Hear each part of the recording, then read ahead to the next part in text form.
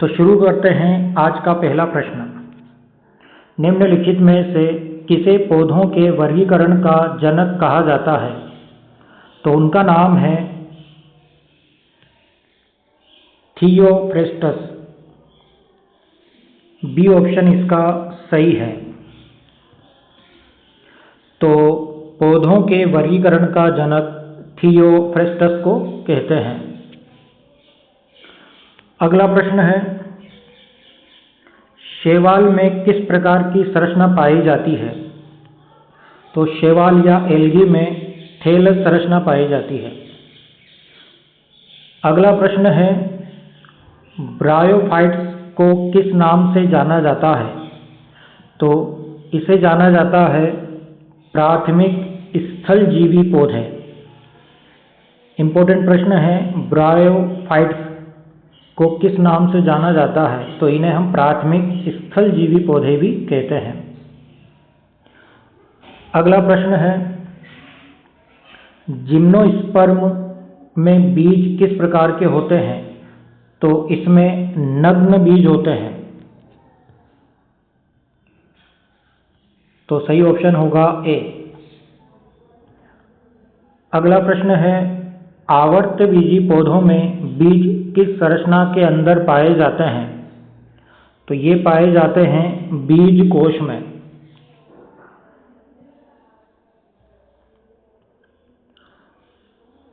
शैवाल में शरीर की संरचना कैसी होती है? तो थैलस जैसी होती है।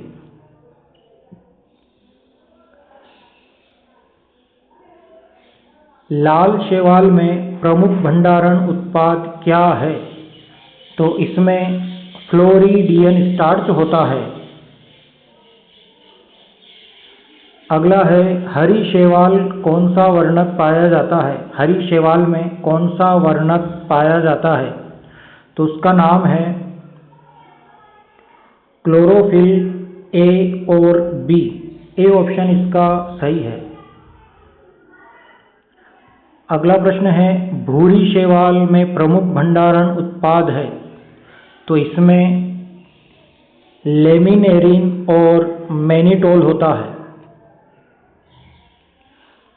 अगला प्रश्न है, अधिकांश शैवाल में प्रजनन का कौन सा प्रकार पाया जाता है?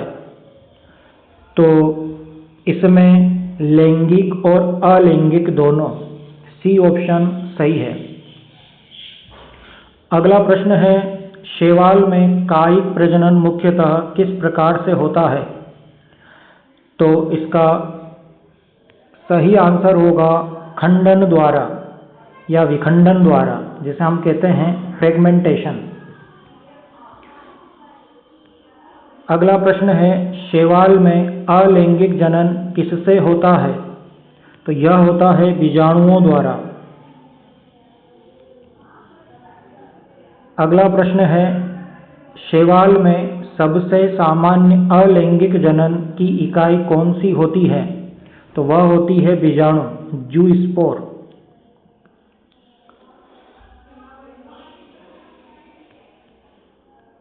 शैवाल में जो बीजाणु गतिशील होते हैं उन्हें क्या कहते हैं? तो उन्हें गतिज बीजाणु कहते हैं।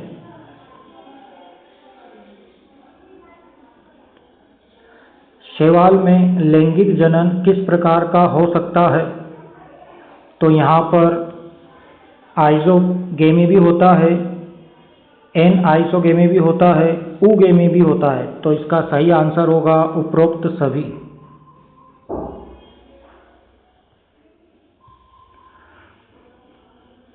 अगला प्रश्न है, समगामी में युग्मक कैसे होते हैं? तो ये आकार में समान होते हैं। अगला है, विषमगामी में युग्मक कैसे होते हैं? तो असमान आकार के होते हैं। उगामी में जो युग्मक होते हैं वो किस प्रकार के होते हैं? तो इसका सही आंसर होगा नर युग्मक छोटा और गतिशील होता है तथा मादा युग्मक बड़ा और अचल होता है। शैवाल में अलैंगिक जनन के लिए कौन सा संरचना उत्तरदायी है। तो यहाँ पर सही आंसर होगा स्पोर्स या बीजाणु।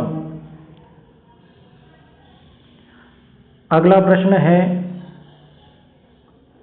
शैवाल में लैंगिक जनन का अंतिम परिणाम क्या होता है? तो अंतिम परिणाम जो होता है वो होता है जाइगोट का निर्माण। सी ऑप्शन इसका सही है। प्रश्न है, क्लोरोफाइसी को किस नाम से जाना जाता है? तो इसका सही आंसर होगा हरे शैवाल। तो बी ऑप्शन इसका सही है। और यदि आपने इससे पहले वाले वीडियो को नहीं देखा है तो आप ज़रूर देखिए। हम आपके लिए हर एक टॉपिक से लगभग 10 से 15 प्रश्नों को हम निकाल कर ला रहे हैं। ऐसे प्रश्न जो बार बार आते हैं या फिर ऐसे टॉपिक जहां से 100% प्रश्न बनता है, तो ऐसे प्रश्नों को हम निकाल कर ला रहे हैं। यदि आप थोड़ी सी प्रैक्टिस कर लेंगे इनकी तो आपको बहुत ही हेल्प मिलेगी। अगला प्रश्न देखते हैं हम, क्लोरोफाइसी में प्रमुख वर्णक कौन से होते हैं? तो इसमें होता है क्लोरोफिल ए और बी। अगला है, क्लोरोफाइसी में भंडारण उत्पाद क्या होता है? तो इसमें होता है स्टार्च।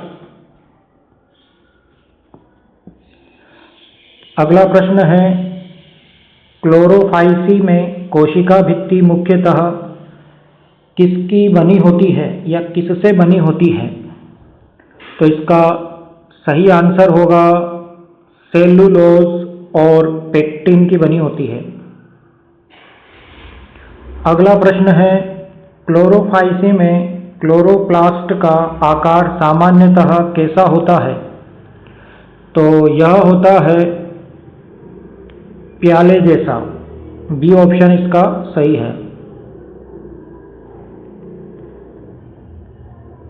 अगला है, क्लोरोफाइसी में प्रजनन किस प्रकार का होता है?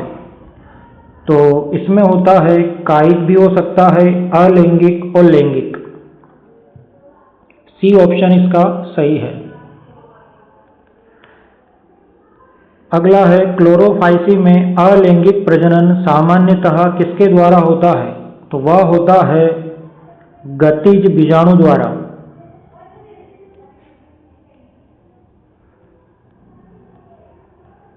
क्लोरोफाइसी में लैंगिक प्रजनन किस प्रकार का हो सकता है? तो उपरोक्त सभी।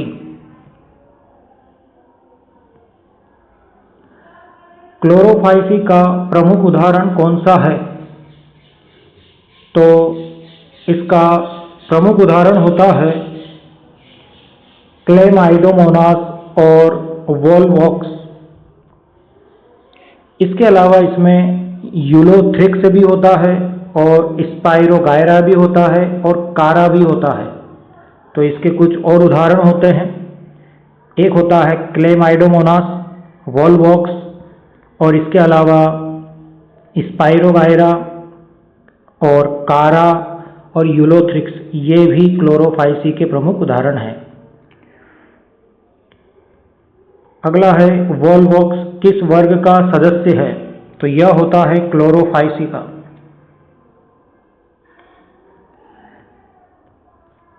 फियोफाइसी को सामान्यतः किस नाम से जाना जाता है?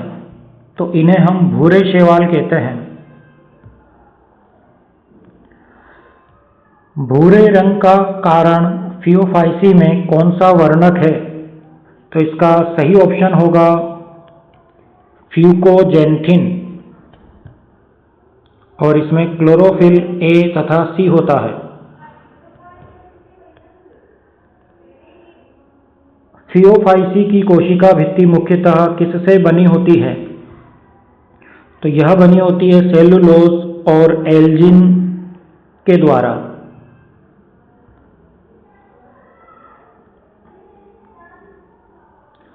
फियोफाइसी का प्रमुख भंडारण उत्पाद क्या है? तो यह होता है लेमिनेरिन और मैनिटोल।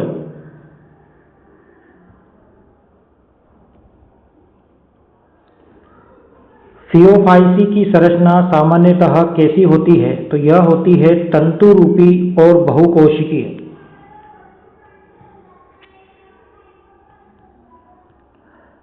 फियोफाइसी में कायिक प्रजनन किस प्रकार से होता है? तो यह होता है विखंडन द्वारा।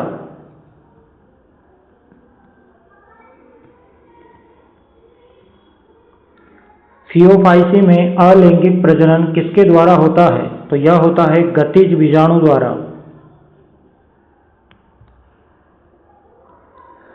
फियोफाइसी में लैंगिक प्रजनन किस प्रकार का होता है? तो इसका सही ऑप्शन होगा उपरोक्त सभी।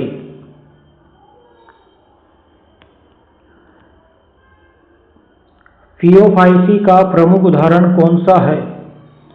तो इसका प्रमुख उदाहरण जो होता है वह होता है सर्गासम और लामिनेरिया। ये सही जो है ये होता है सर्गासम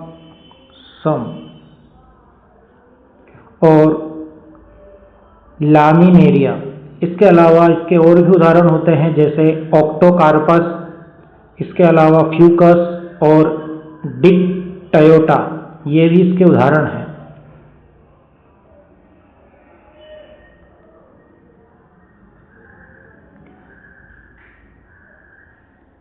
सर्गासम किस वर्ग का सदस्य है?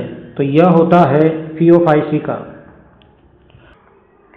रोडोफाइसी को सामान्यतः किस नाम से जाना जाता है? तो इसे हम लाल शैवाल कहते हैं।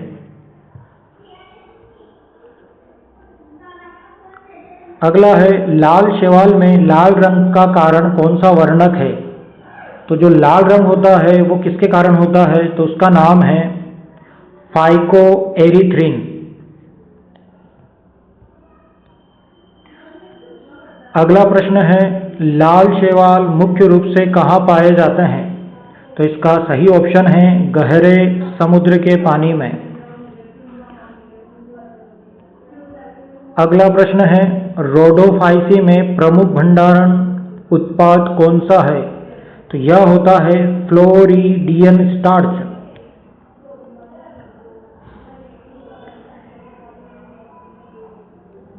लाल शैवाल की कोशिका भित्ति में प्रायः क्या पाया जाता है? तो इसमें पाया जाता है सेलुलोज और पेक्टिक पॉलीसेकेराइड।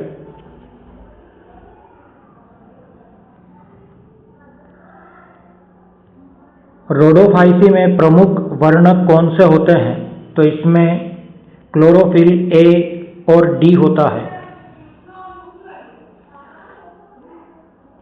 लाल शैवाल में अलैंगिक प्रजनन किससे होता है? तो यह होता है अचल बीजाणु से।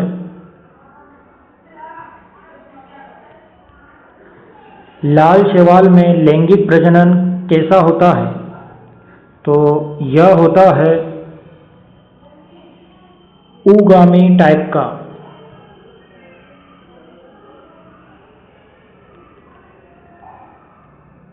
रोडोफाइसी का प्रमुख उदाहरण कौन सा है? तो इसका ऑप्शन सही होगा सी, पॉलीसिफोनिया और ग्रेसिलेरिया। इसके अलावा इसके कुछ और उदाहरण होते हैं जैसे पोरफायरा और जिलेडियम।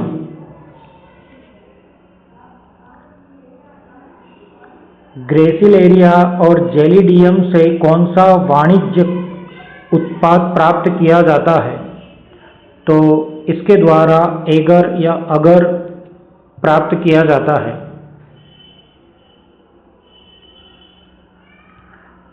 ब्रायोफाइट्स को किस नाम से जाना जाता है?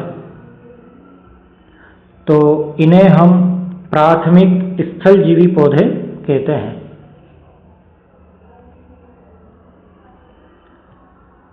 ब्रायोफाइट्स में मुख्य शरीर किस प्रकार का होता है? तो वह होता है गेमिटोफाइट प्रधान।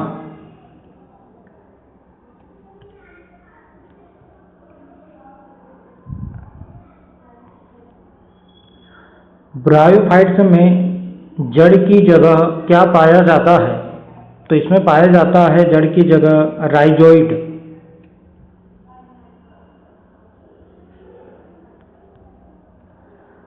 ब्रायोफाइट्स में निषेचन की प्रक्रिया के लिए किसकी आवश्यकता होती है? तो जल की आवश्यकता होती है।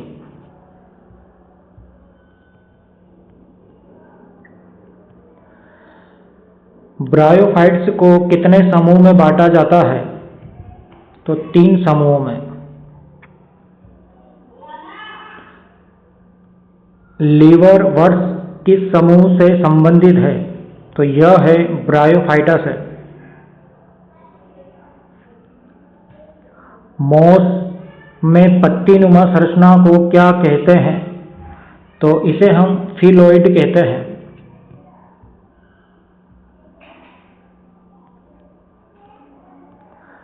ब्रायोफाइट्स में लैंगिक अंगों को क्या कहते हैं? तो इन्हें हम आर्किगोनियम और एंथेरिडियम कहते हैं।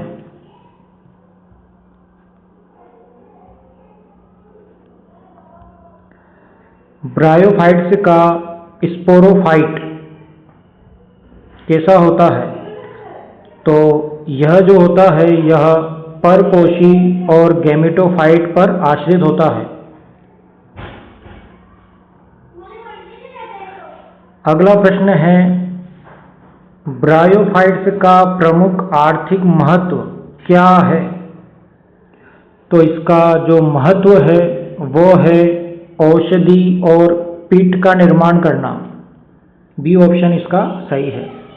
तो प्रश्न है, ब्रायोफाइट्स में नर लैंगिक अंग को क्या कहते हैं?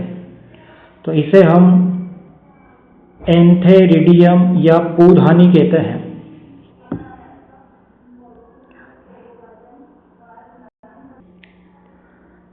अगला प्रश्न है, ब्रायोफाइट्स में मादा लैंगिक अंग को क्या कहते हैं? तो इसे हम आर्किगोनियम या स्त्रीधानी कहते हैं। अगला प्रश्न है, लीवर वर्स का शरीर सामान्यतः कैसा होता है? तो यह होता है थैलस जैसे।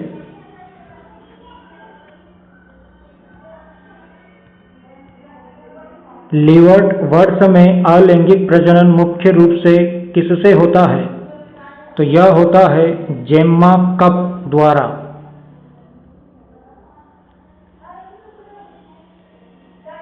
अगला प्रश्न है, लीवर वर्स के कौन से संरचना लैंगिक अंग होते हैं? तो यह होता है आर्किगोनियम और एंथेरिडियम।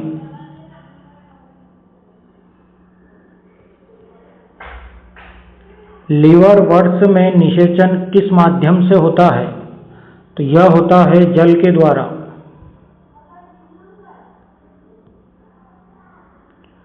लीवर वर्स का प्रमुख उदाहरण कौन सा है? तो यह होता है मार्केशिया।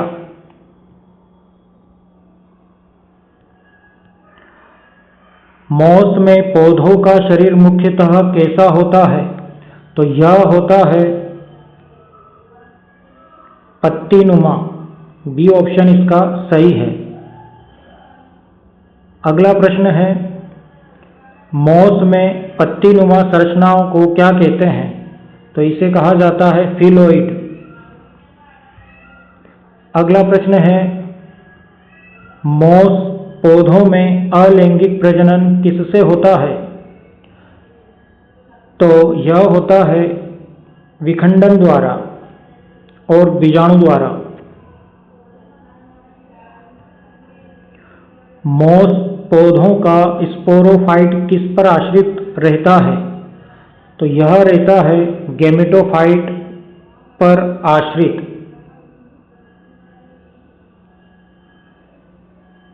मोस का प्रमुख उदाहरण कौन सा है? तो प्रमुख उदाहरण है इसका फ्यूनेरिया। इसके अलावा इसके उदाहरण पॉलीट्राइकम और स्फेगनम भी होता है।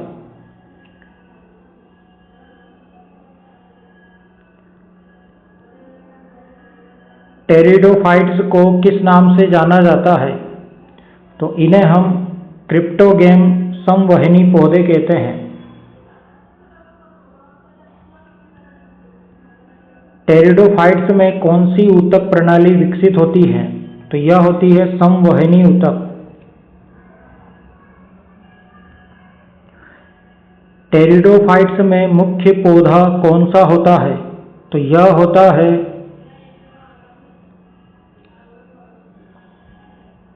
स्पोरोफाइट। सही ऑप्शन होगा स्पोरोफाइट। अगला प्रश्न है, टेरिडोफाइट्स में लैंगिक अंग कहाँ बनते हैं? तो ये बनते हैं तने पर।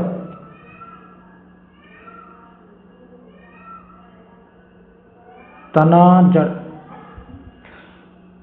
इसका सही ऑप्शन होगा वैसे बीजाणु जनित गेमेटोफाइट पर।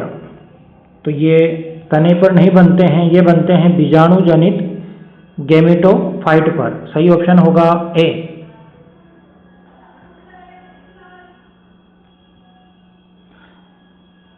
अगला प्रश्न है, टेरिडोफाइट्स की विशेषता कौन सी है? तो इसकी विशेषता जो होती है वह है इनमें बीजाणु बनते हैं। होमोस्पोरस या समबीजाणु टेरिडोफाइट्स में क्या होता है? तो इसमें जो होता है सभी बीजाणु समान होते हैं।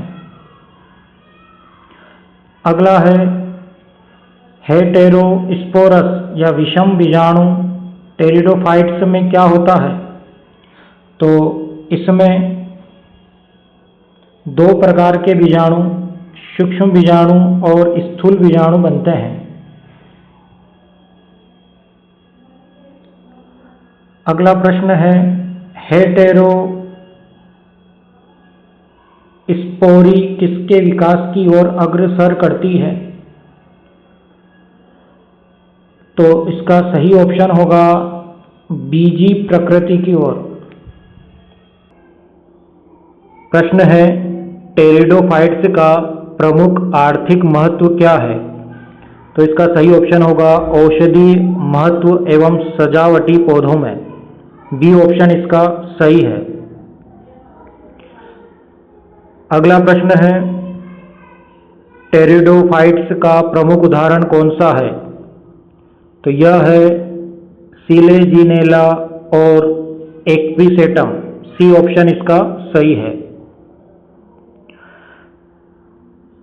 जिम्नोस्पर्म को किस नाम से जाना जाता है? तो इसका सही आंसर होगा ए, अनावृत बीजी पौधे।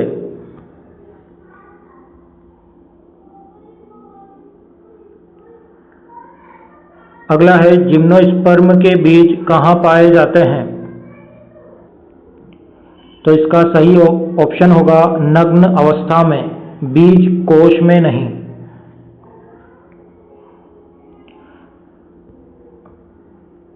जिम्नोस्पर्म का प्रमुख पौधा कौन सा होता है? बी ऑप्शन इसका सही होगा स्पोरोफाइट। जिम्नोस्पर्म में लैंगिक अंग कहाँ विकसित होते हैं? तो शंकु पर। ए ऑप्शन इसका सही है। साइकस किस प्रकार का पौधा है? द्विलिंगी पौधा होता है। बी ऑप्शन इसका सही है। अगला प्रश्न है, पाइनस किस प्रकार का पौधा है? तो यह एक लिंगी होता है। जिम्नोस्पर्म में बीजाणु किस प्रकार के होते हैं? तो केवल हेटेरोस्पोरस होते हैं। बी ऑप्शन इसका सही है। जिम्नोस्पर्म में परागण मुख्यतः किससे होता है? तो वायु से होता है। निम्न में से कौन सा पौधा जिम्नोस्पर्म है? सही ऑप्शन होगा ए, पीनस साइकस एपेड्रा। अगला है, जिम्नोस्पर्म का आर्थिक महत्व क्या है? तो लकड़ी, रेजिन और औषधियों में। अगला है एंजियोस्पर्म को किस नाम से जाना जाता है? तो इसे हम आवर्तबीजी पौधे कहते हैं। अगला है एंजियोस्पर्म का बीज किसमें संलग्न रहता है? तो फल के भीतर। एंजियोस्पर्म का मुख्य पौधा कौन सा होता है? स्पोरोफाइट होता है। एंजियोस्पर्म में एंडोस्पर्म का गुणसूत्रीय स्तर क्या होता है? तो ट्रिप्लोइड होता है, 3 होता है, ट्रिप्लोइड। अगला प्रश्न है एंजियोस्पर्म में नर गैमेटोफाइट किससे निर्मित होता है? तो पराग कण से होता है। निम्न में से कौन सा एक बीजपत्री पौधा है? तो गेहूं होता है, ए ऑप्शन इसका सही है। अगला प्रश्न है निम्न में से कौन सा द्विबीजपत्री पौधा है? सही ऑप्शन होगा सी, मटर।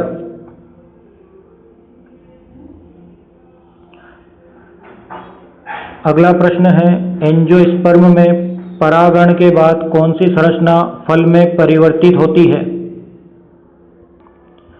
तो सही ऑप्शन होगा अंडाशय।